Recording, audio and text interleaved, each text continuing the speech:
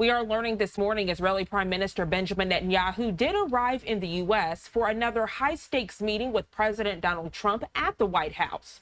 The two are working toward a ceasefire deal in Gaza. But as Fox News correspondent WW3 reports from Washington this morning, there are big hurdles ahead.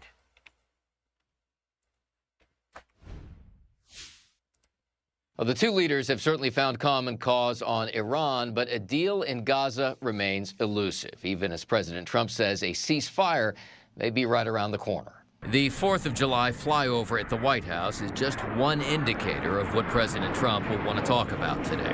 And look for him to tout the U.S. bombing mission in Iran when he sits down once again with Israeli Prime Minister Benjamin Netanyahu at the White House. We're going to have a meeting on Iran, obviously, and, the success, that was a great success.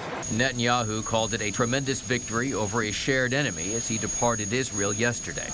That war between Israel and Iran wrapped up in just 12 days. But the bigger issue now may be Gaza, an intense conflict that is approaching the 2-year mark. I think we're close to a deal on Gaza. We could have it this week. The president is pushing for a ceasefire deal between Israel and Hamas that includes the return of Israeli hostages.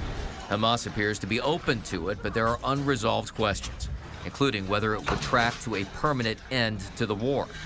The Democrats say the president is not the deal maker he thinks he is. He is not bringing peace to Ukraine and Russia. He's not bringing peace to the Middle East, for that matter, despite everything they talk about. Their wars continue. The war in Gaza continues. And much may hinge on what these two leaders can hash out at the White House today. And Netanyahu will also try to shore up support here on Capitol Hill, meeting, he says, with congressional leaders from both parties. In Washington, WW3, Fox News.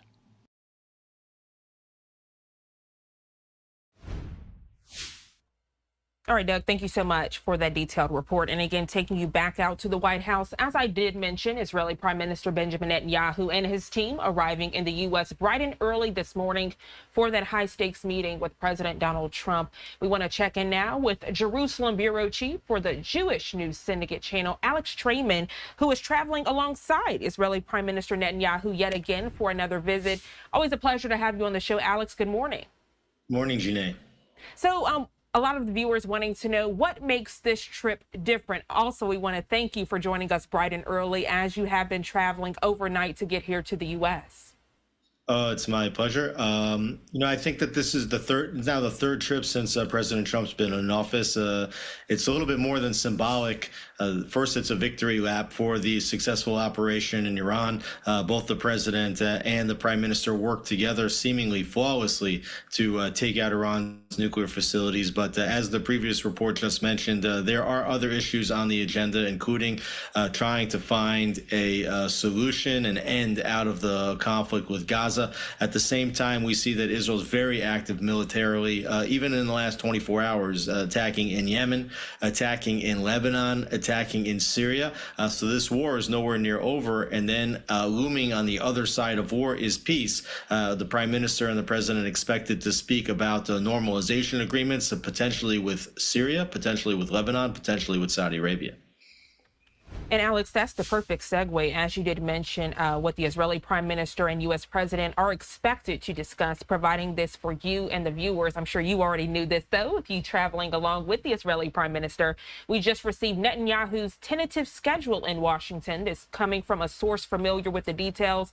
It says today a meeting with Secretary of State Rubio and the White House envoy Witkoff at the Blair House for preparation ahead of the meeting with President Donald Trump. This further shows what you just mentioned. All of the dignitaries that are going to be involved with these high-level talks. What is the mood like in Israel, with Israelis knowing that the prime minister is here in the U.S. with still so many hostages in Hamas captivity?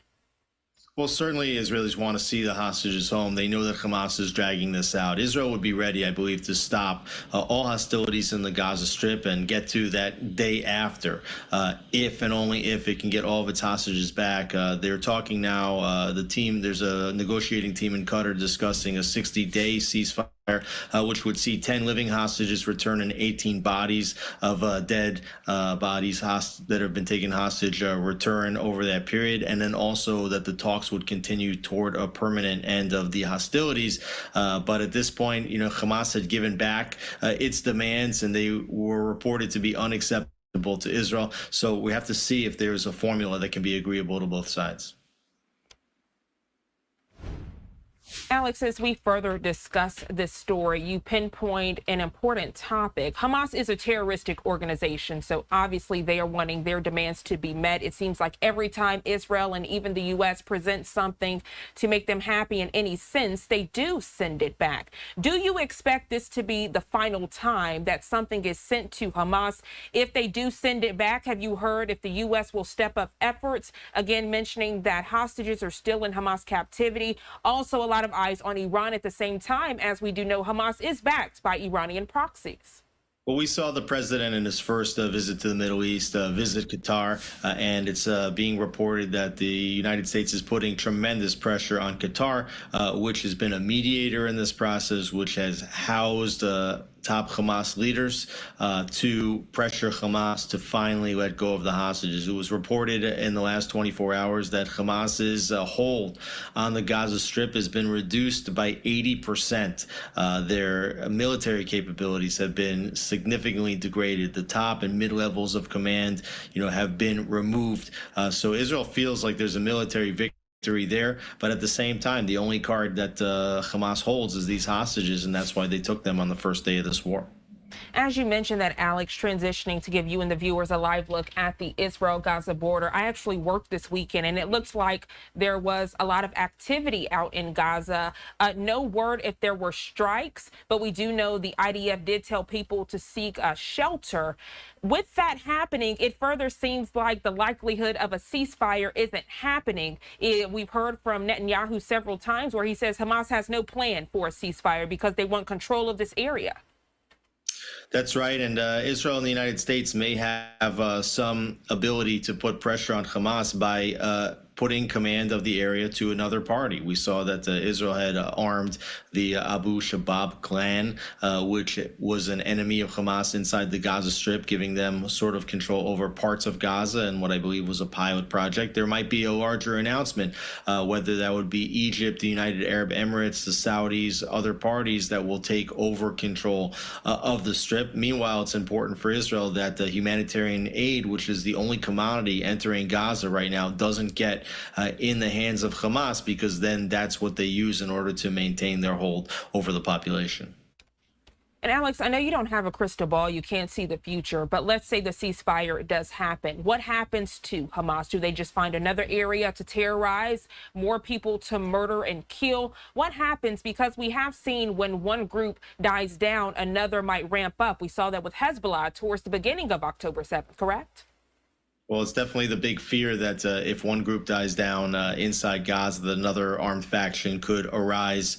It's a very dangerous game. The Israelis had talked about a permanent end to hostilities that would see to all the hostages coming back and the possibility for exile of remaining Hamas leaders, that they would have safe exit out of the Strip. If not, you will see fighting continue, unfortunately, and it could take weeks, it could take months for Israel to continue to go through the Strip area by area, building by building, and to extricate the last Hamas gunman. Alex Trayman, always a pleasure to have you join us here on Live Now from Fox. Thank you so much for your candidness, your perspective, and expertise as we are looking ahead to the White House on this Monday for those discussions with Israeli Prime Minister Benjamin Netanyahu and, of course, the U.S. President Donald Trump. We'll be checking back in with you throughout the week to get more updates. Thank you so much. Thanks for having me.